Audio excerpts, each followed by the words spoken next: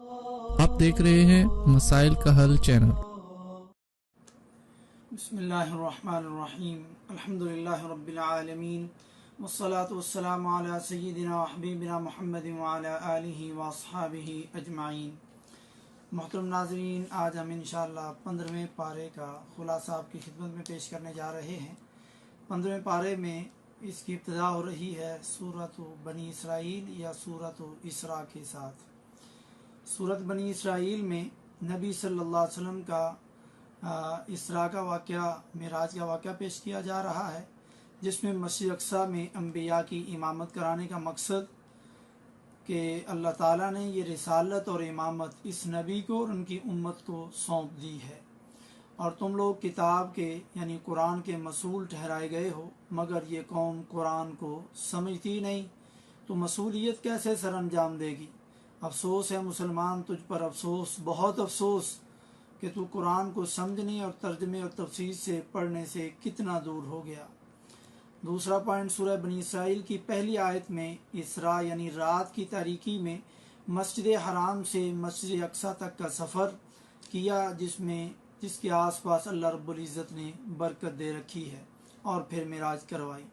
سبحان الذی اسریٰ بعبدہ، اللہ تعالیٰ نے فرمایا، بنورہ ہی نہیں کہا، سبحان الذی اسریٰ بنورہ ہی نہیں فرمایا، سبحان الذی اسریٰ برسولہ ہی نہیں فرمایا، سبحان الذی اسریٰ بنبیہ ہی نہیں فرمایا، بلکہ اس صفت کا ذکر فرمایا جو سب سے بلند صفت ہے، جو اللہ کو بہت پسند ہے۔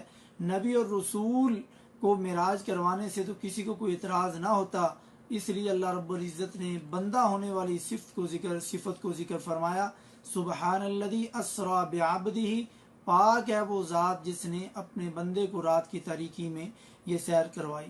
اس آیت میں ان لوگوں کے باطل عقیدے کا رد ہے جو نبی کو نور مانتے ہیں۔ اللہ رب العزت نے اس لیے یہاں پر بعبدہ فرمایا، اور یہ معراج جسمانی طور پر جاگنے کی حالت میں انسان اور بندے کو کروائی، سونے کی حالت میں یا خواب میں یا نوری جسم کو نہیں کروائی۔ اور یہ جو لوگ عقیدہ رکھتے ہیں کہ یہ بہت کم وقت تھا، وقت رک گیا تھا، کنڈی جو دروازہ بند کر کے گئے وہ ابھی تک ہل رہی تھی، اور جو وضو کر کے گئے اس کا پانی بھی ابھی چل رہا تھا کہ آپ معراج سے واپس آ گئے، یہ ساری غلط باتیں ہیں۔ تو پھر اللہ رب العزت کی قدرتوں کا کیا فائدہ اگر وقت کو روک دیا جاتا؟ اسراء اور معراج قرآن و حدیث سے ثابت ہے، مگر یہ کس مہینے اور کس رات میں ہوئی اس میں اختلاف ہے بہت زیادہ۔ اس بارے میں 10 اقوال ذکر کیے گئے، تو صحیح بات معلوم نہیں کہ یہ کب اور کس مہینے میں ہوئی۔ کسی رات کو معراج کے لیے خاص کرنا، جیسے 27 رجب کو شب معراج کہنا، یہ صحیح نہیں ہے۔ لیکن اگر مان بھی لیا جائے، فرض کر لیا جائے کہ یہی شب معراج ہے، تو پھر آپ صلی اللہ علیہ وآلہ وسلم کے معراج کے بعد کم و بیش یہ 9-10 سال یہ مہینہ اور یہ رات آتی رہی۔ اللہ کے نبی صلی اللہ علیہ وسلم نے نہ اس کی عبادت کی، نہ کرنے کا حکم دیا، نہ جاگنے کا حکم دیا، نہ اس کی کوئی فضیلت بتائی۔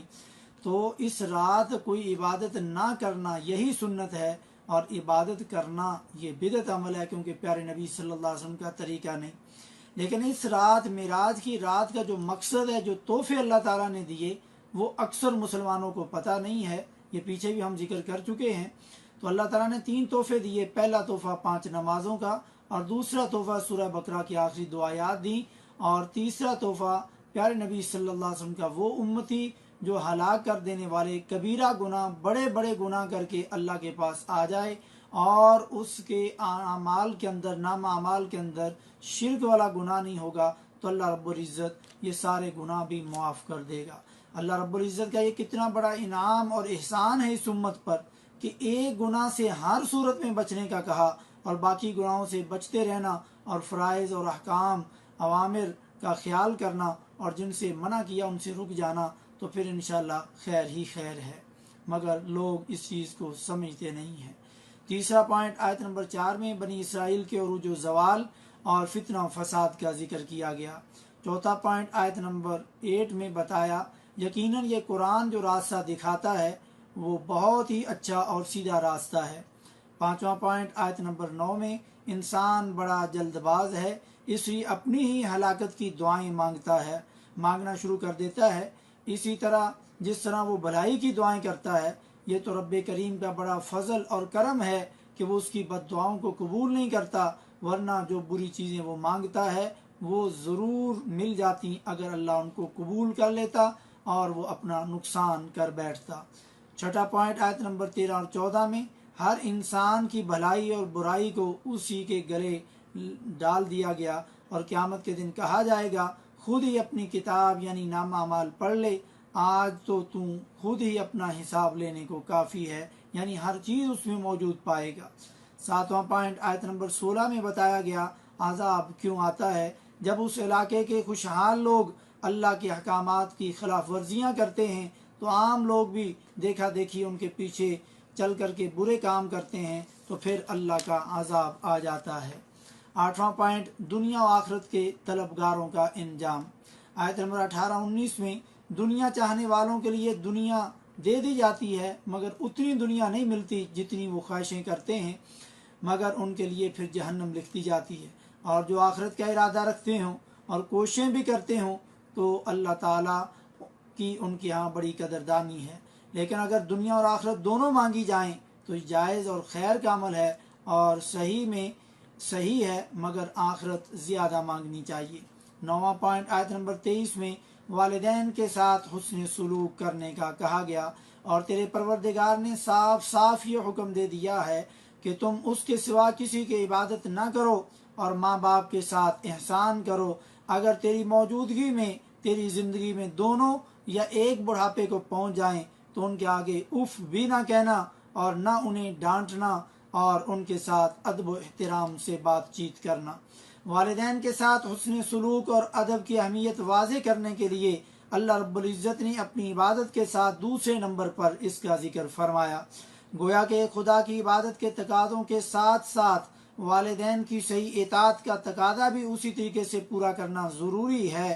اللہ نے سب سے چھوٹی چیز کی مثال دی کہ انہیں اف بھی نہ کہو، ہوں بھی نہ کہو، یہ بھی منع ہے، تو اس سے بڑے کام وہ تو ایٹومیٹیکلی منع ہے، جیسے ان کو ڈانٹنا، نعوذ باللہ، ان کو مارنا، ان کی بات اور کہنا نہ ماننا، ان کے آگے بکواس کرنا، بیوی بچوں کے پیچھے لگ کر کے ان کو گھر سے باہر نکال دینا یا ان کو کھانا نہ دینا۔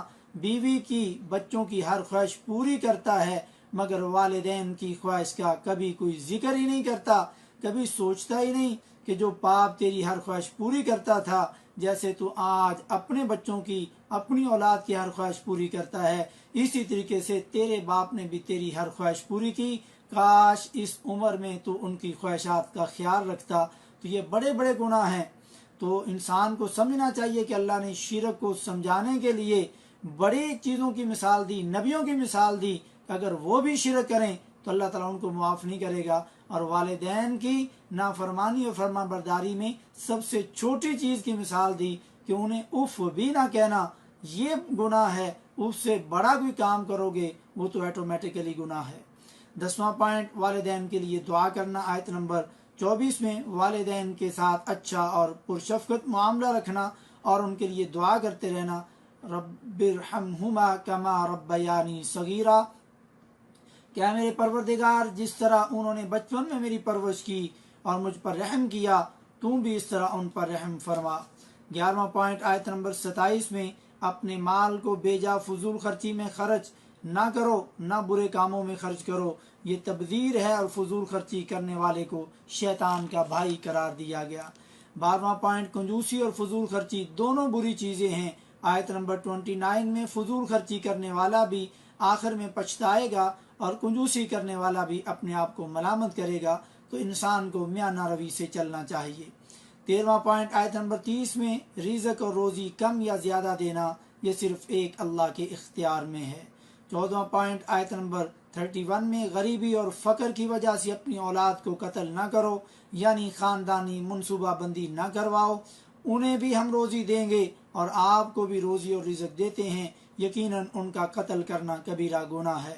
خاندانی منصوبہ بندی کروانا یا حمل کو ضائع کروانا، اور مرد حضرات بہتر تعلیم و تربیت کے نام پر اولاد کم لیتے ہیں اور خواتین اپنے حسن کو برقرار رکھنے کے لیے اس قتل کے جرم کا ارتکاب خاندانی منصوبہ بندی کے نام سے کرتے ہیں، والعیاذ باللہ۔ 15واں پوائنٹ آیت نمبر 32 میں، زنا کرنا تو دور کی بات ہے، زنا کے قریب جانے سے بھی منع کیا گیا، یعنی زنا کے راستوں پر نہ چلو، یعنی کوئی عورت چوڑیاں پہن کر کے، خوشبو لگا کر کے، ٹک ٹک یا ٹھک ٹھک کرنے والی جوتی پہن کر کے گھر سے باہر نہ نکلے، ایسی اس کے جوتے سے آواز نہ آئے جیسے گھوڑی کے چلنے کی آواز آتی ہے۔ مگر آج کل یہ رواج اور یہ بدعت عام ہو رہی ہے جو زنا کا راستہ ہے۔ مرد عورت کا اختلاط نہ ہو، غیر محرم مرد اور عورت ایک دوسرے کو نہ دیکھیں۔ آج زنا کو آسان سے بہت آسان کر دیا گیا اور نکاح کو مشکل سے مشکل کر دیا گیا۔ اسلام میں زنا کی سزا بھی مقرر کی گئی، شادی شدہ زانی کو زندہ رہنے کا حق ہی نہیں دیا، یعنی اس کو صرف قتل کرنے کا حکم نہیں دیا کہ اس کو قتل کر کے جان چھڑا لو، بلکہ اس کو زمین میں گاڑ کر کے پتھر مار مار کر کے اس کو ختم کر دیا جائے، اور چاہے وہ مرد ہو یا عورت، اور اگر وہ غیر شادی شدہ ہوں تو ان کو مرد اور عورت کو 100 کوڑے لگائے جائیں۔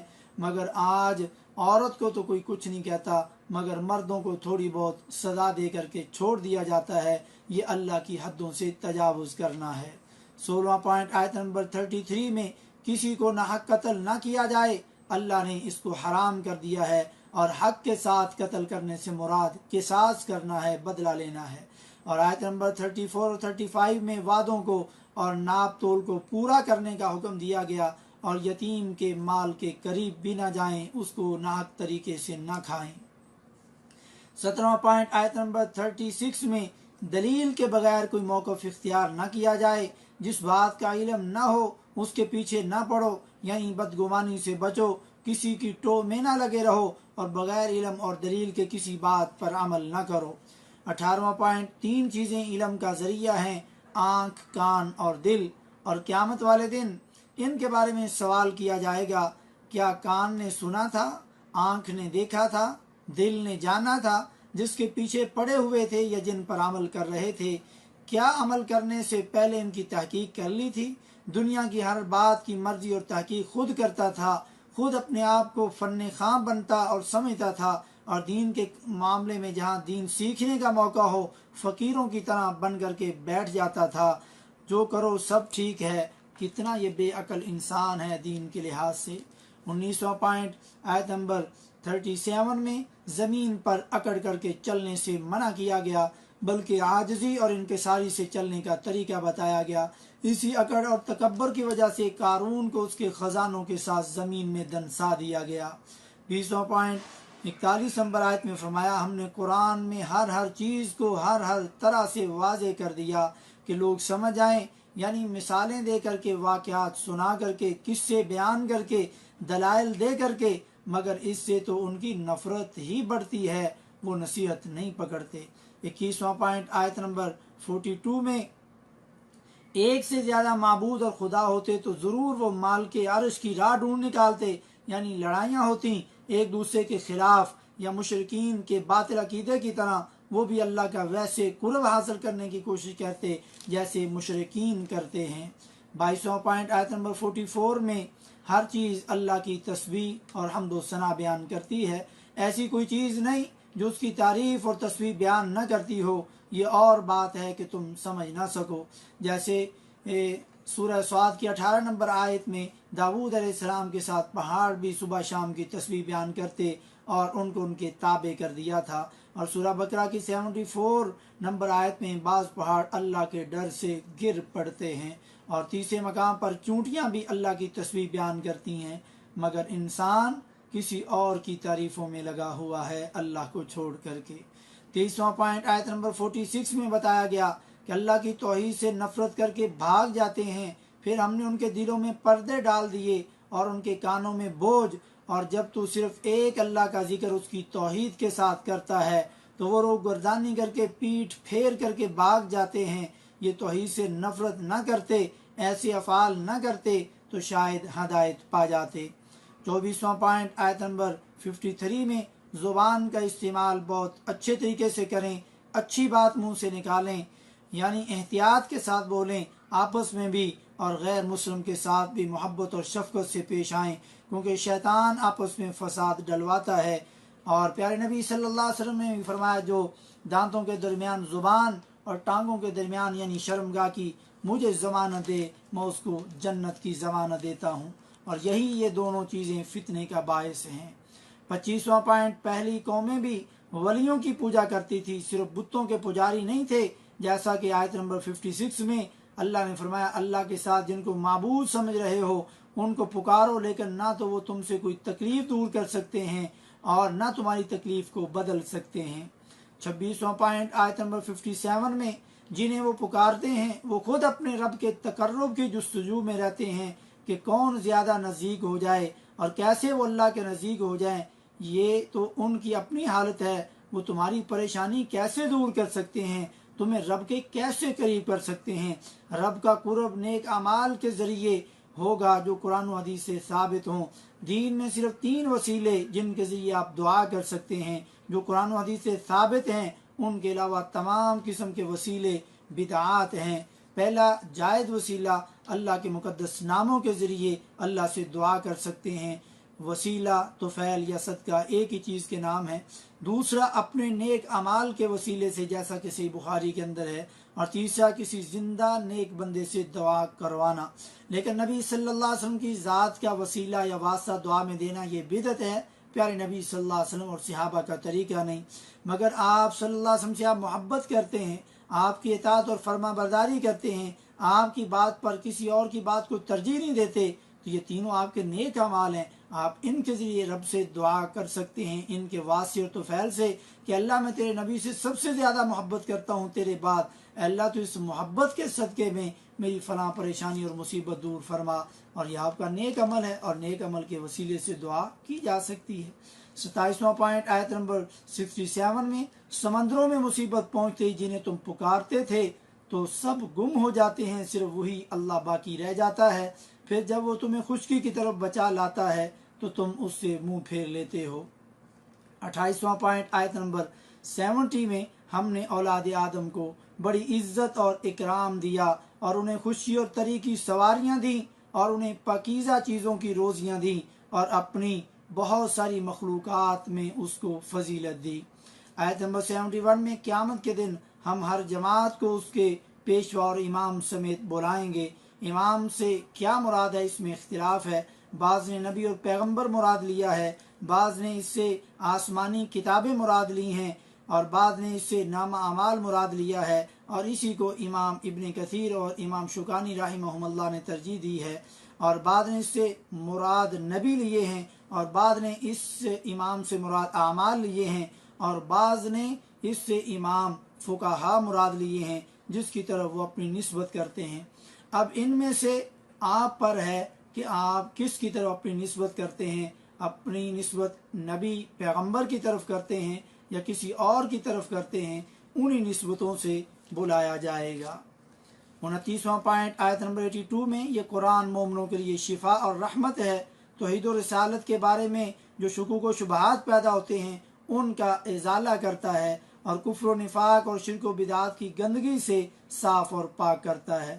اس کو خود پڑھ کر کے سمجھ کر کے جسمانی روحانی شفا لیں، گلے میں ڈالنے سے یا لوگوں سے پڑھوا کر کے اس سے شفا نہیں ملتی۔ آپ سورہ فاتحہ، معوذتین، آیت الکرسی وغیرہ کا اپنے آپ کو دم کریں، مگر لکھ کر کے ڈالنے میں اختلاف ہے۔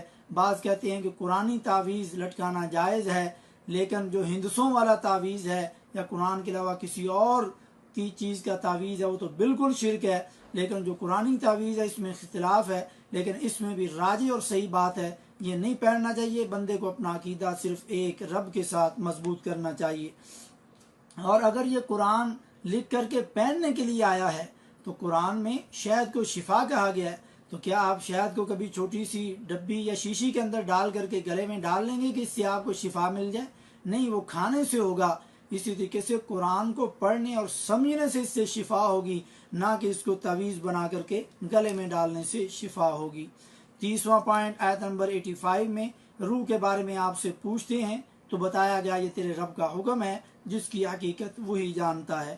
31वां पॉइंट आयत नंबर 89 में हमने इस कुरान में लोगों के समझने के लिए हर तरह से तमाम मिसालें बयान कर दी हैं, मगर अक्सर लोग इनकार करने से बाज नहीं आते। 32वां पॉइंट आयत नंबर 97 में जो हदायत कबूल नहीं करते उनको क़यामत के दिन उल्टे मुंह के साथ हशर करेंगे, यानी सर के बल वो चलते हुए आएंगे और वो अंधे गूंगे और बहरे होंगे और उनका ठिकाना जहन्नम होगा। 33वां पॉइंट आयत नंबर 101 में मूसा अलैहिस्सलाम के मोजज़ात का जिक्र है जो 9वें पारे में भी गुजर चुका है। 34वां पॉइंट सूरह बनी इसराइल यहाँ पर ख़त्म हो रही है और सूरतुल कहफ शुरू होगी, तो इन दोनों के दरमियान रबत और सिर क्या है। सूरह बनी इसराइल अल्लाह की तारीफ़ पर ख़त्म हो रही है और सूरतुल कहफ अल्लाह की तारीफ़ से शुरू हो रही है। सूरह बनी इसराइल में कौमों के किस्से बयान किए गए और सूरह कहफ में कहफ वालों का और 2 लोगों का किस्सा जिक्र किया गया। सूरह कहफ की पहली 10 और आखिरी 10 आयात जो याद कर लेगा वो फितना दज्जाल से महफूज रहेगा। और प्यारे नबी सल्लल्लाहु अलैहि वसल्लम अपनी नमाज के आखिर में 4 फितनों से पनाह मांगा करते थे, उनमें एक फितना दज्जाल है। अल्लाह हम सबको उसके फितने से महफूज फरमाए। 35वां पॉइंट असहाबे कहफ का वाक़या। इस वाक़े में नौजवानों के लिए बड़ी इबरत है। आजकल जो बेशितर वक्त फजूल कामों में और खुसूसन सोशल मीडिया के इस्तेमाल में बर्बाद हो रहा है और अल्लाह की तरफ कोई तवज्जो नहीं। काश आज का नौजवान अल्लाह वाला बन जाए, दीन सीखने और सिखाने वाला बन जाए और अपनी जवानी को इबादत के अंदर गुजारे। असहाबे कहफ वाले कितने लोग थे? शायद ये 9 या इससे कम ही थे, इसमें इख्तिलाफ है। और ये लोग कौन थे? ईसाइयत के दीन पर थे या हज़रत ईसा अलैहिस्सलाम से पहले का दौर था। एक बादशाह लोगों को बुतों की इबादत करने और नजर न्याज गैर अल्लाह के नाम की देने की तरगीब देता था, मगर इन नौजवानों के दिल में अल्लाह ने सिर्फ अपनी इबादत करने की बात डाल दी। ये अलग होकर के किसी जगह छुप करके सिर्फ एक अल्लाह की इबादत किया करते थे। आखिरकार बादशाह को पता चल गया, उन्होंने इनको बुलाया और पूछा तो इन्होंने साफ साफ तौहीद की बात कर दी। फिर वो लोग बादशाह और मुशरक कौम से डर करके रात की तारीकी में उन्होंने हिजरत कर ली और गार में छुप गए। उनके साथ रास्ते में कुत्ता भी शामिल हो गया, जिसको भगाने के बावजूद वो न गया। इनको अल्लाह ने वहाँ पर 309 साल तक सुलाए रखा।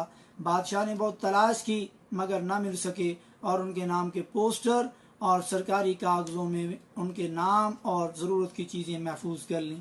फिर अल्लाह रब्बुल इज़्ज़त ने उनको जगाया 309 साल बाद, और एक आदमी भूख और खाना लेने की गरज से बाहर निकला, लेकिन बड़ा अपने आप को संभाल करके, लेकिन शहर का हुलिया बदल चुका था। और जब खाना लिया और पुराना वो माल और वो सिक्का दिया, जिससे लोगों को अंदाज़ा हुआ कि ये इसके पास कोई सरकारी ख़जाना मिला है, तो बादशाह को शिकायत की। तो बादशाह उनके सामने पेश हुआ और बादशाह ने जब जांच पड़ताल की तो हकीकत से पर्दा उठा कि ये वही लोग हैं। तो फिर बादशाह ने आकर के इनसे मुलाकात की और अल्लाह ताला ने इनको फिर मौत दे दी।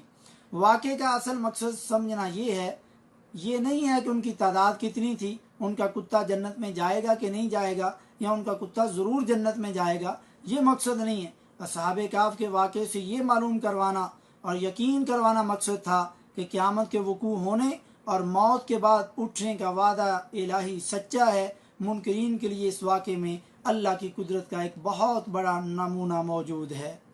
फिर उन्होंने उनकी मौत के बाद गार पर इमारत बनाने का फ़ैसला किया, जिससे मालूम होता है कि ये कौम अभी तक शिरक के अंदर मुब्तला थी। और इमाम इब्न कसीर रहमहुल्लाह ने इसी को तरजीह दी है, क्योंकि सालिहीन की, अल्लाह के वलियों की कब्रों पर इमारत बनाना, उन पर मस्जिदें तमीर करना अल्लाह को पसंद नहीं, और ना ही यह अहले तौहीद का अकीदा और तर्ज अमल है, बल्कि ये मुशरिकीन का तरीका है। और रसूलुल्लाह सल्लल्लाहु अलैहि वसल्लम ने कब्रों पर इमारतें बनाने वालों पर लानत फरमाई है। 36वां पॉइंट आयत नंबर 23 से 24 तक, किसी भी काम का वादा करते हुए इंशा अल्लाह कहना न भूला करें, ज़रूर कहा करें। यानी हरगिज़ किसी काम पर यूँ न कहना कि मैं इसे कल करूँगा, मगर साथ ही इंशा अल्लाह कह देना। अगर कभी इंशा अल्लाह कहना भूल जाओ तो याद आने पर कह दो और अपने रब को याद करो और उससे तौबा करो। यहाँ पर एक काबिल गौर बात, इंशा अल्लाह लिखने में गलती। ان کو الگ، شاہ کو الگ اور اللہ کو الگ لکھا جائے، جس کا مطلب ہے اگر اللہ نے چاہا، مگر لوگ ان اور شاہ کو اکٹھا لکھتے ہیں، ان شاہ، جس کا معنی ہے پیدا کرنا، جس کا مطلب یہ ہوگا نعوذ باللہ اللہ کو پیدا کرنا۔ یہ غلطی ہے لوگوں کے لکھنے میں، اس کو سمجھنا چاہیے۔ یہ سورہ واقعہ کے اندر اللہ رب العزت نے بیان کر دی ہے یہ بات کہ انشاء کا مطلب پیدا کرنا ہے، تو انشاء اللہ یہ تینوں الگ الگ لفظ لکھنے چاہیے۔ 37واں پوائنٹ 25 اور 26 نمبر آیت میں بتایا گیا کہ وہ 309 سال وہاں رہے، اور آپ کہہ دیں اصل مدت کا علم اللہ کو ہی ہے، کیونکہ زمین و آسمان کا غیب اسی کو معلوم ہے، وہ کیا ہی اچھا دیکھنے اور سننے والا ہے، سوائے اللہ کے ان کا کوئی مددگار اور دوست نہیں، اور اللہ تعالیٰ اپنے حکم میں کسی کو شریک نہیں ٹھہراتا۔ 38واں پوائنٹ آیت نمبر 28 میں ہمیشہ نیک لوگوں کی، اہل حق کی صحبت اختیار کرنے کا حکم دیا گیا ہے، اور دنیا داروں کی مجلس سے پرہیز کرے۔ یہ کام بھی آج کل بالکل چھوٹ چکا ہے، اللہ والوں کی مجلس اختیار لوگ نہیں کرتے جہاں پر قرآن و حدیث اور عقیدے کی تعلیم دی جاتی ہو۔ 39واں پوائنٹ آیت نمبر 32 میں 2 شخصوں کی مثال ذکر کی، جن میں ایک کو 2 انگوروں کے باغ دے رکھے تھے جن کو کھجوروں کے درختوں نے گھیر رکھا تھا، پھر دونوں باغ خوب پھل لائے، پھر اس کا جو مومن ساتھی تھا وہ اس کے سامنے آ کر کے اپنے مومن ساتھی کے سامنے اکڑ گیا، اور اس نے اپنے زیادہ مال کی خواہش کی، پھر اس نے کفر کیا، قیامت وغیرہ کا انکار کیا، تکبر کیا۔ مومن دوست نے اس کو سمجھایا کہ رب سے کفر نہ کر، قیامت کا انکار نہ کر، جس نے تجھے پیدا کیا، اور تو اپنا عقیدہ اس پر ٹھیک رکھ، اس کا شریک نہ کر۔ تو کوئی اچھی چیز یا باغ یا گاڑی یا گھر دے کر کے بندے کو ما شاء اللہ لا قوت الا باللہ، یعنی جو کچھ ہوتا ہے اللہ کی مشیت سے ہوتا ہے، وہ چاہے تو اسے باقی رکھے چاہے تو اسے تباہ کر دے، اس کی طاقت اور قوت کے بغیر کچھ نہیں ہوتا۔ پھر اس کے کفر و تکبر کی بنا پر اللہ نے عذاب بھیجا اور سارا پھل ضائع ہو گیا۔ پھر کہا کاش میں اپنے رب کے ساتھ کسی کو شریک نہ ٹھہراتا۔ پھر اس کی حمایت اور مدد کے لیے کوئی جماعت نہ اٹھی، نہ اس کا وہ مال اور باغ اس کی کوئی مدد کر سکا۔ اس لیے وقت سے پہلے بندے کو توبہ کر لینی چاہیے، جس سے یہ بات ثابت ہوتی ہے کہ اختیارات اللہ کے پاس ہی ہیں، مگر عذاب آنے پر توبہ کا کوئی فائدہ نہیں۔ اس سے پہلے بندے کو اللہ سے توبہ کر لینی چاہیے، جیسے فرعون نے عذاب آنے پر ایمان لانے کا کہا، مگر اس وقت گزر چکا تھا۔